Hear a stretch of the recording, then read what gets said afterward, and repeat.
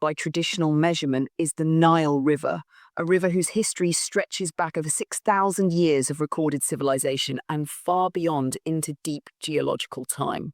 For millennia, the Nile has shaped empires, fed millions, inspired religions, and guided the rise of human civilization itself. 1.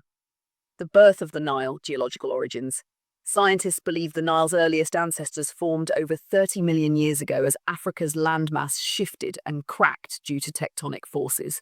Over time, rainfall patterns and volcanic activity shaped the river's modern course.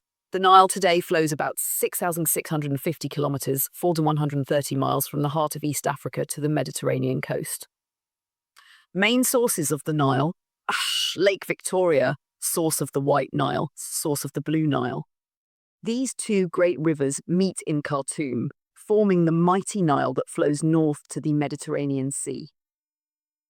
Nashna 2, the Nile and the rise of the first great civilization.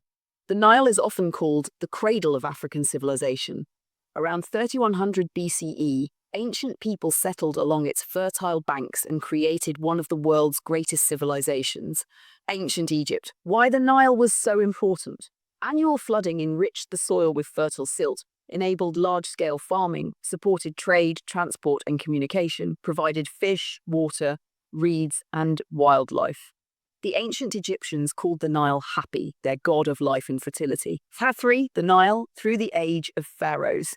For over 3,000 years, the Nile supported the building of the Great Pyramid of Giza, powerful dynasties of pharaohs, one of the first systems of writing hieroglyphics, early medicine, astronomy, and engineering.